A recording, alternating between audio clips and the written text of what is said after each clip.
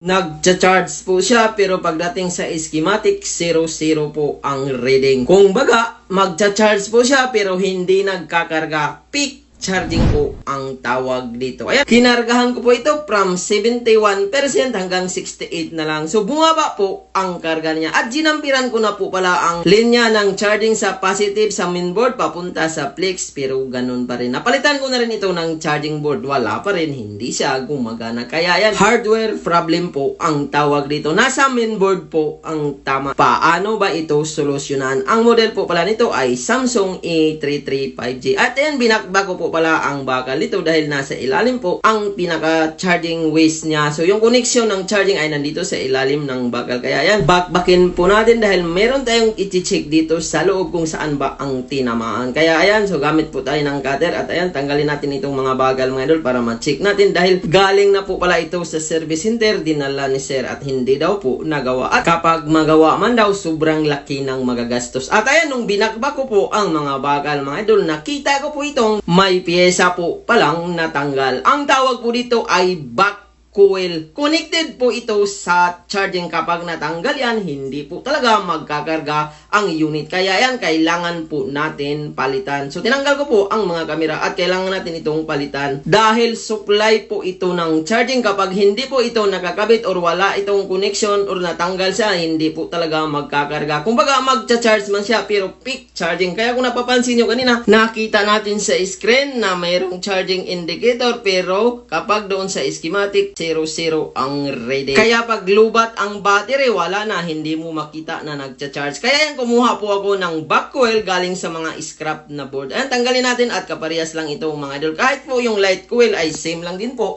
ng polarity. Pwede mo siya ilagay. At ayan, 350 heat temperature ang ginamit natin. At nag-apply tayo ng flux para madali po kumapit ang back coil na ilalagay natin. So, ganun lang, 350 heat temperature. At ingatan nyo, sobrang init dahil malapit po sa CPU or MMC. Kapag yan pumutok ay matik patay ang unit. Kaya ayan, so after natin napalitan, ayan, malinis na malinis mga idol. Ayan, after po natin napalitan ng back coil, tingnan natin kung gumana. So ibalik muna natin lahat ng camera at maraming salamat sa inyong tiwala. So iniwan po ito na sir, 3 days na po ito sa akin dahil inorderan ko po ito ng charging board at pati po pala ng battery mga idol, pinalitan ko dahil lubo na ito. At original naman na battery ang nilagay ko dito, kinonvert ko sa ibang unit. Kaya napapansin nyo, meron pong laman. At ayan, testing na po natin. Kanina 00 po ang reading pero nagcha-charge, peak charging at ngayon pansinin nyo meron na pong 0.6, 1.7 ang reading niya sa schematic dahil may laman ang battery. Ayan, normal na po ito mga idol at pansinin nyo merong 73%. Tingnan natin kung magkarga. So ayan, ilagay muna natin lahat ng screw. At maraming salamat sa inyong tiwala sa mga gustong magpayo. Pwede kayong mag-walk-in, magpalalamove, grab or any courier. At kapag malalayo naman, pwede kayong magpa-LBC, GNT or any courier via deliver. Mag-PM muna kayo bago nyo ipadala para in case alam natin ang gagawin. So ayan, nabalik na po natin, nag-apply pala tayo ng double-sided tape sa pinakatakip at pansinin nyo sobrang pitted naman. At pansinin nyo mga idol, from 73% naging 75% at antayin pa natin mag 76% para moment of truth. Pansinin nyo mga idol, nag 76%